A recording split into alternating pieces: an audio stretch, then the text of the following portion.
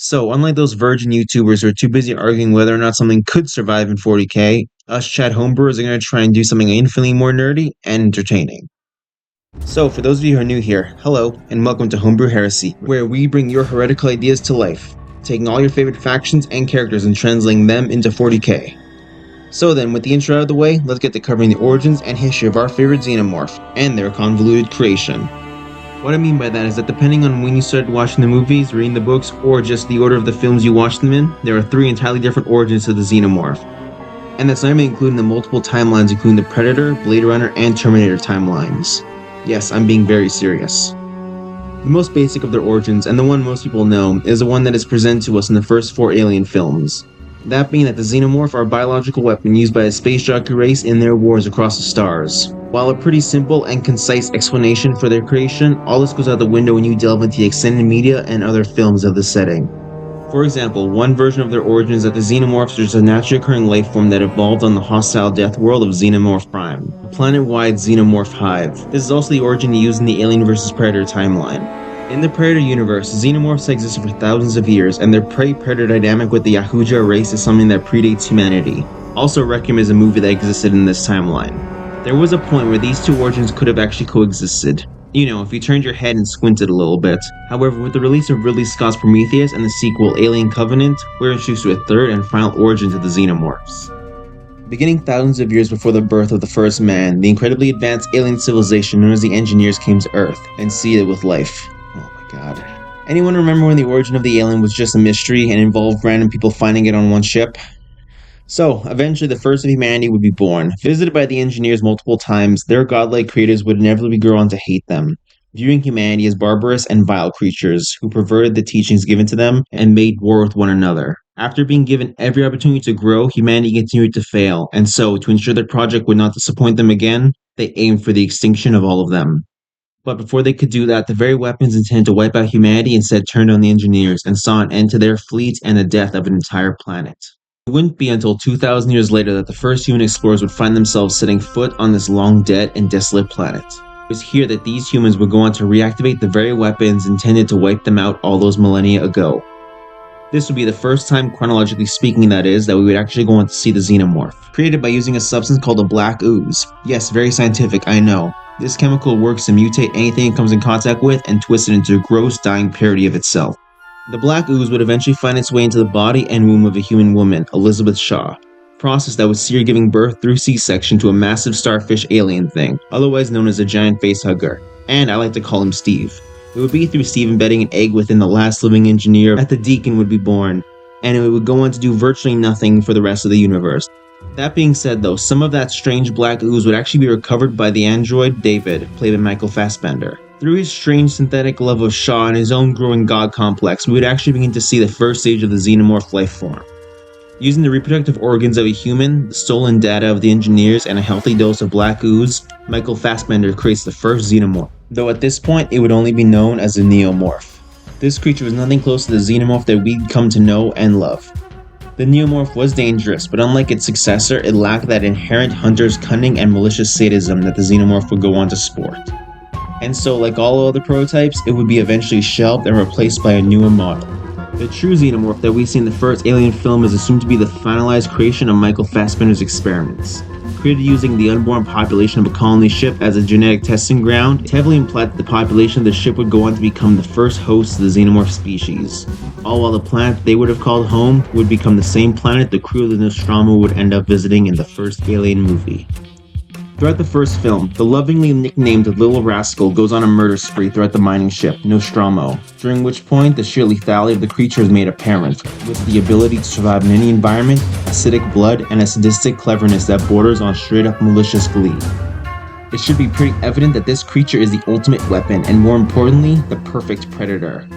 Regardless, after killing all but one of the crew aboard the Nostromo, Little Rascal is shot out of an airlock and later incinerated by the ship's thrusters. Pour one out for the little guy who did no wrong. I bet he's up in Xenomorph heaven right now, murdering all the people he wants. So to avoid going on a tangent covering every single one of the Alien franchise films, I think I'll just leave it here when it comes to discussing the origin of the Xenomorph species. Weapons and armor. When I mentioned the Xenomorphs were the perfect weapon, I meant that.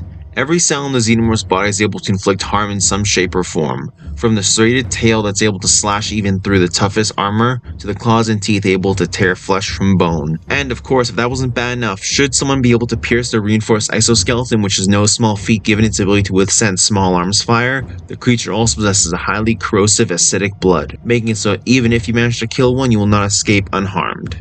The Xenomorphs possess numerous subvariants, so for the purpose of avoiding repeating myself, just assume that all the variants I'll be bringing up also possess the features mentioned beforehand. So aside from the simple drone Xenomorph, we have the Warriors. The Warriors are, if the name didn't give it away, the military force of the Xenomorph hive. These Xenomorphs not only possess a far more reinforced exoskeleton, but also possess an even more aggressive hunter's instinct. In short, Warriors are everything that makes a drone deadly, but taken to the next level. Alongside them, we have the Praetorians, which are a rather rarer subspecies of Xenomorph, specifically engineered to be selfless protectors to the rulers of the hive. Unlike the rest of their kind, who possess some form of limited independence and free will, the Praetorians are wholly driven by an instinctual nature to serve the hive and protect its queen. Speaking of which, let's cover Mama Rascal. The Xenomorph queen is a titan of a woman, and the amount of fan art of this thing is both impressive and horrifying. Most in regards to the thing that makes her a queen, her egg sac. Unlike the drone and warrior xenomorph variants, the queen is the only member of the race that is able to create more xenomorphs. She lays the ovomorph, basically a giant uncooked egg roll with an equally big spider inside. These face huggers, as the community lovingly refers to them as, latch onto an organism's face and begin the process of laying a parasite within their body. A parasite which grows into the humble chest burster, and the cycle continues again. What's more, while these few that I stated seem to be the most common and basic of the xenomorph races, the xenomorph also possess the insane ability to, at the facehugger stage, take on the aspects of their host and incorporate those features into the resulting offspring. As a result, it isn't uncommon for a xenomorph to not only inherit the genetics of their host, but their unique quirks, personality traits, and even memories. Makes you wonder what would happen if a xenomorph infected an Eldar or a Tyranid, and what kind of memories they would end up inheriting. Oh, and speaking of those two massively psychic races, did you know the Xenomorphs can also straight up mind control you? The Xenomorph Queen emanates a minor psychic presence onto all the Xenomorphs nearby, allowing them to control them to a degree, as I mentioned before. However, this ability can also be used on humans who have been attacked by a facehugger. Yep, turns out you aren't actually knocked out when the facehugger gets you, you're actually being influenced by the Xenomorph Queen. And in some rarer cases, the goddess of the Xenomorph. No, I will not elaborate.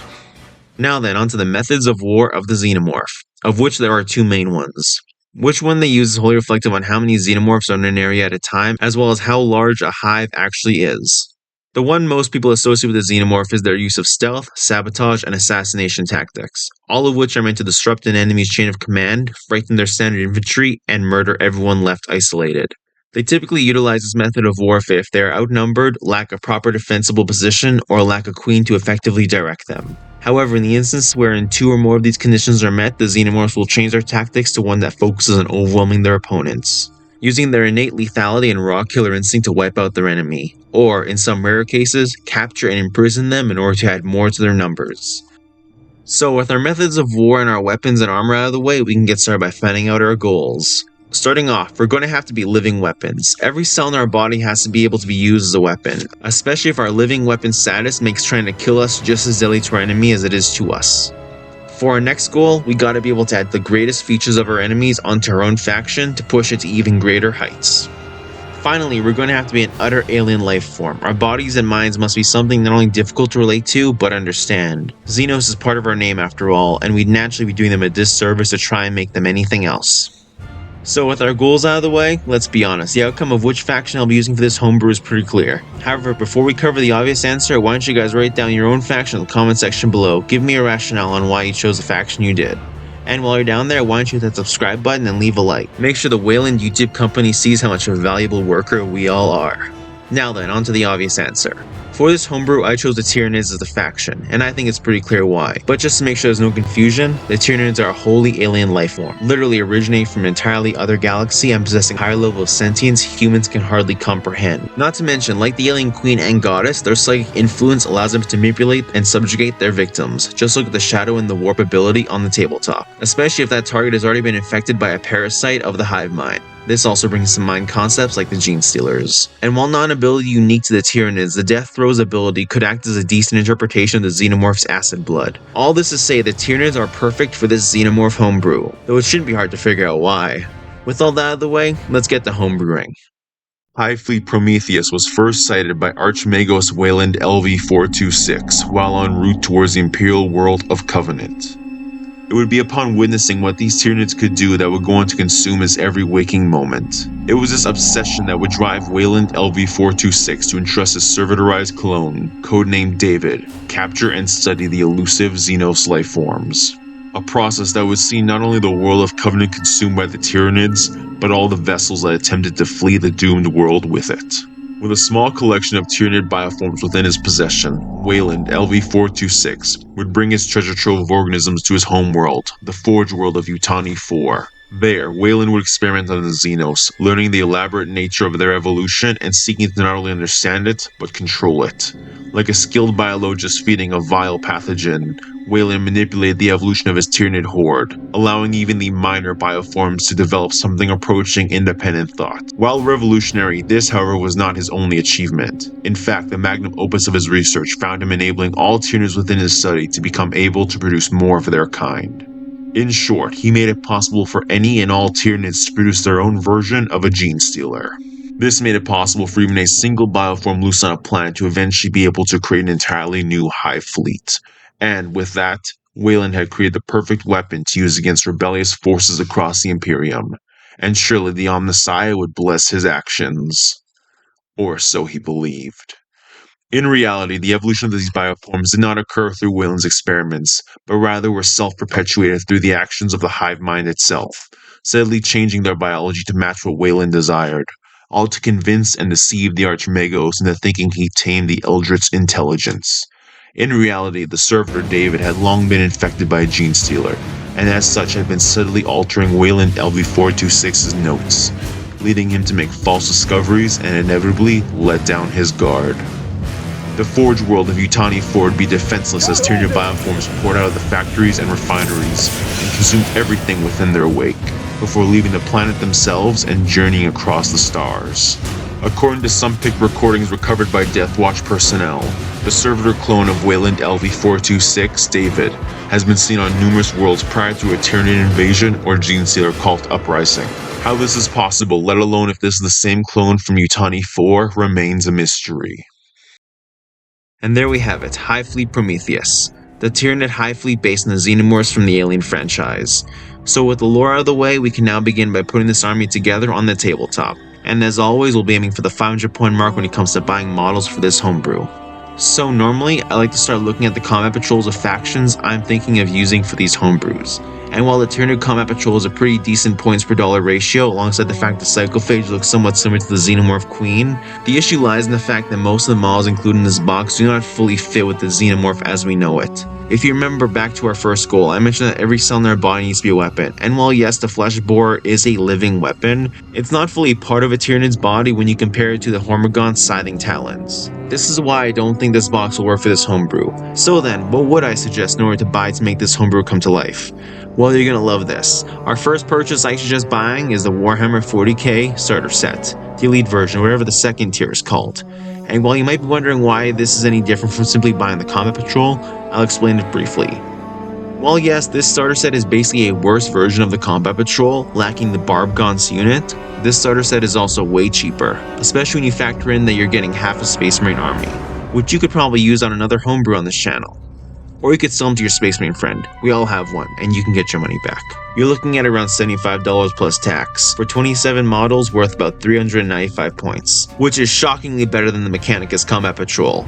Not to mention that it gives us wiggle room in terms of what to buy next. Next, we're going to be ignoring a 10-man unit of Termagants. We're trying to minimize our range options in order to fit the whole close-range horror movie monster feel. What are we going to replace this 10-man unit of Termagants with? The Hormagants. They're our close-range melee unit. Plus, the Bounding Leap ability ensures that we can close the distance between us and our target. And speaking of securing targets, our next and final purchase for this homebrew will be buying the insanely awesome Death Leaper model. This assassin unit is perfect for the Xenomorph Strike from the Shadows feel. So, adding these two units and removing a squad of Termagants gives us a grand total of 480 points. And if you bought all this from GW's web store and assuming you got someone to take those Marines off you for a couple bucks, you should have spent only around $200 on this army. Which, if you're familiar with this hobby, you'll know are rookie numbers. In terms of what detachment we will be using for this homebrew, I think the best option is also the simplest. The hyper adaptation attachment is a great overall choice. Additionally, you could reflavor the term hyper adaptation to reflect the fact that the Xenomorphs are ever evolving and adopting features from their victims. I also believe that adding the perfectly adapted enhancement onto your Winged Tyranid Prime will help it better reflect the winged Xenomorphs we see in the comics, as well as adding an extra 15 points to your army. Altogether, we're looking at around 495 points worth of Xenomorph Tyranids. And there we have it, how to create the Xenomorph in 40k. If you enjoyed this, why not check out another one of my videos and maybe set up a crossover battle between the Xenomorphs from Alien and the droid army from Star Wars, and let me know which one comes out on top. Either way, if you stuck around this long, why don't you let me know who you'd like to see me cover and pin comment below. If you have any suggestions, feel free to let me know too. Otherwise, I've got nothing else to say. I hope you guys all have a great rest of your day. Bye.